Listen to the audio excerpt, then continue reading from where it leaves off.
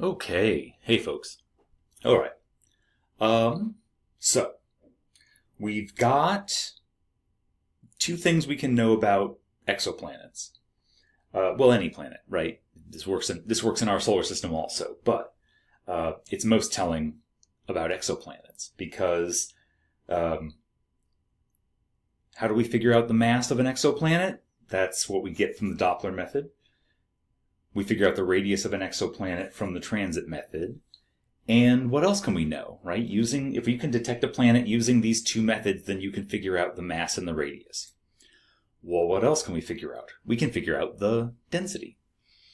And so in order to get the density in grams per cubic centimeter, though, right, the math is a lot easier.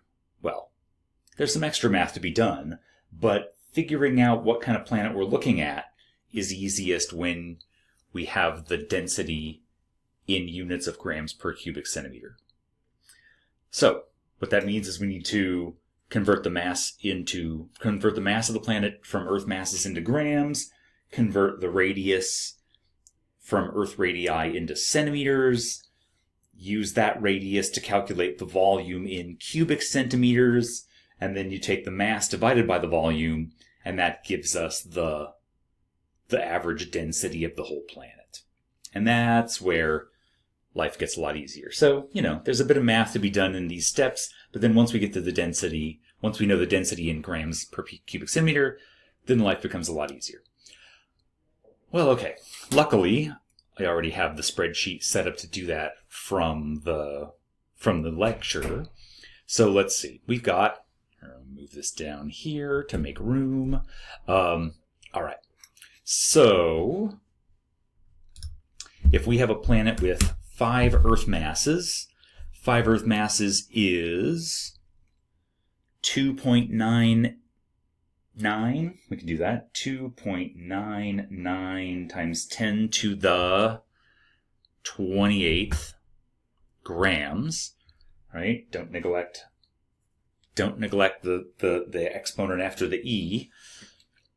And if we have a radius of 1.71 Earth radii, 1.71 Earth radii is equal to 1.09 times 10 to the 9th centimeters, which means with a radius of 1.09 times 10 to the 9th centimeters, the volume is 5.41 times 10 to the 27 cubic centimeters. And this is where the numbers get huge, right? Because you're talking about the mass of an entire planet, but broken up into tiny units like grams. So of course this number is going to be huge. And then you're talking about the volume of something huge like a planet, but broken up into cubic centimeters. So that's going to be a huge number too. So you always expect that the mass in grams and the volume in cubic centimeters, they're both going to be huge numbers. But then when you divide, right, because the average density of any object is its mass divided by its volume. So when you take the mass divided by the volume, this number should always be a nice, reasonable number. By which I mean this number, the density in grams per cubic centimeter should always be less than 10. So, yeah, that's about right. So you're on the right track if, yes, these numbers are huge, but then you take the mass divided by the volume, big number divided by big number, you're going to get a nice, reasonably sized number for the density. So if you get a number between 1/2 and 10, say, then you must have done the math correctly. So the density of this planet is 5.51 grams per cubic centimeter. Oops. There we go. Well then, what kind of planet are we talking about? Well, a planet made of pure gas is going to have a density of about 0.5. A planet of pure water is going to have a density of about 1. Pure rock, a density of 3 grams per cubic centimeter. And a planet of pure metal, 8 grams per cubic centimeter. So if the density of that planet is 5.5, then that planet has a density of between the densities of rock and metal. So what is that planet made out of? It's made of mostly a combination of rock and metal. All right. So what is the composition of the planet you calculated the density for? Well, it's going to be rock and metal. Right? Mostly. Right? Could there be a little bit of gas? Could there be a little bit of water? Sure.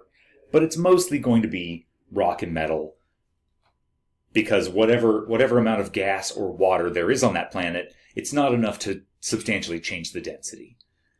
If you've got a planet with a density between 3 and 8, that's a terrestrial planet. It's mostly made of rock and metal. Right? Which is exactly what it says right here. Right? So a density greater than 3, you're talking about a terrestrial planet.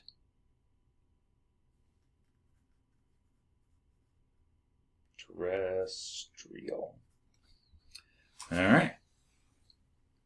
If the planet has a density between 1 and 3, then it's mostly that. If a planet has a density between 1 and 3, then it's going to be mostly made of water and rock, so that makes it more like an ice giant. And if a planet has a density less than 1, that means it's going to be mostly made of gas and water, which means it's going to be a gas giant planet. Right? Now, the ice giants still have big Jovian atmospheres, right? Gas giants and ice giants are both Jovian planets.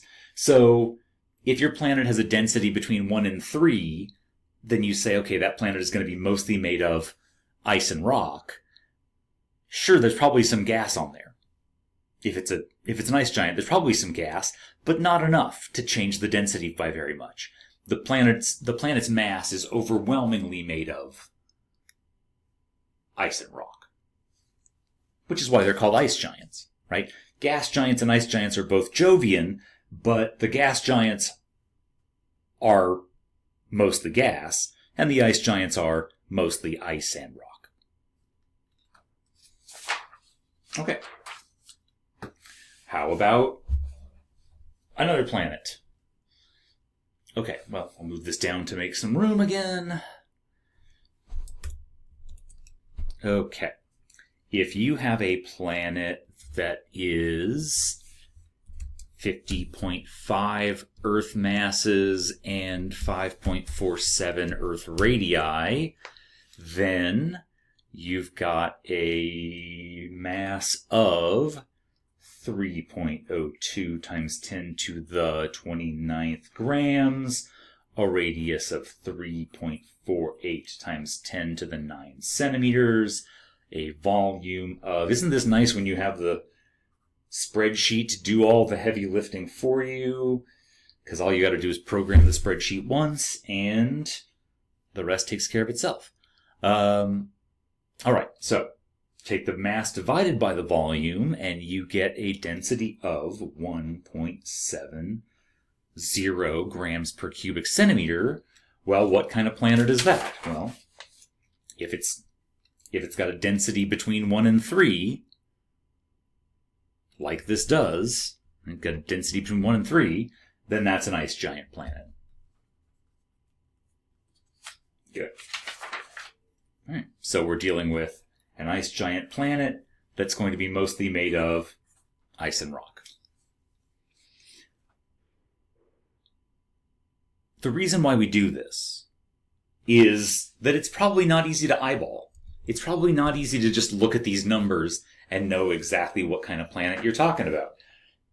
If you've got a mass of 50 times the mass of Earth, you're like, well, that probably is not terrestrial, right? 50 times the mass of Earth, probably not terrestrial, but it's only 5 times the size of Earth. I mean, only. So, it's a lot bigger than Earth. It's a heck of a lot more massive than Earth. So you'd think, okay, we're probably dealing with some kind of a Jovian planet, but what kind? A mass of 50 Earth masses might trick you into thinking, oh, that's probably a gas giant, right? That's a big Jovian planet. Gotta be a gas giant. Well, this is why we go through this calculation to say, no, but what's the density really? What's it really made of? Oh, with a density like that, it's mostly made of ice and rock.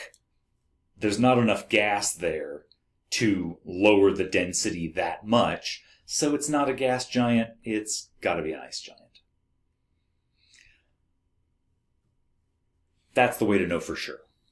Right? If all you have is the mass or the radius, then you can tell how massive the planet is, you can tell how big the planet is, but what's it made of? What type of planet are we really talking about? That's what the density tells us. Okay, and like I said, if you haven't programmed your spreadsheet to do this work for you, do it now. Because, hey, that just saved me a lot of time already having it made for me. Okay. Almost forgot the one on the backside. Similar, right? 300 Earth masses, 13 Earth radii. That's a lot more massive and a lot bigger than Earth. So you'd think it's Jovian, but is it a gas giant or an ice giant? Hard to just look at the numbers and know for sure, so we calculate the density. That's how we know for sure. Okay.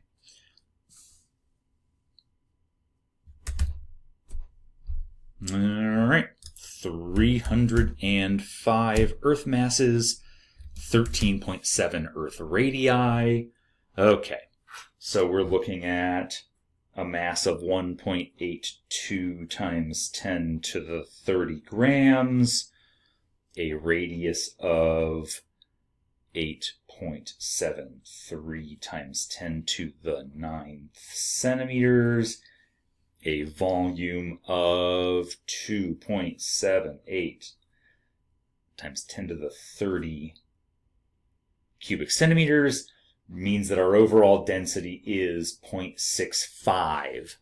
That's a low density. Okay. So then, our estimate is pretty good, right? It's got to be a Jovian with that low density, though. If it's got a density less than 1, we're talking about a gas giant. Why does it have such a low density? Because it's mostly made of gas. All right. That's how we can know for sure. Okay. If you've got some questions, post them to the discussion boards. If you want some help on setting up your spreadsheet, if the lecture wasn't clear, come on into office hours and I can help you set that up for yourself. And there's a lot of steps here, and it's a lot of annoying arithmetic to do the unit conversions and all that. So programming the spreadsheet saves a lot of time in the long run. Okay, I hope that helps, and come on into office hours if you got your questions. All right, take it easy, everybody.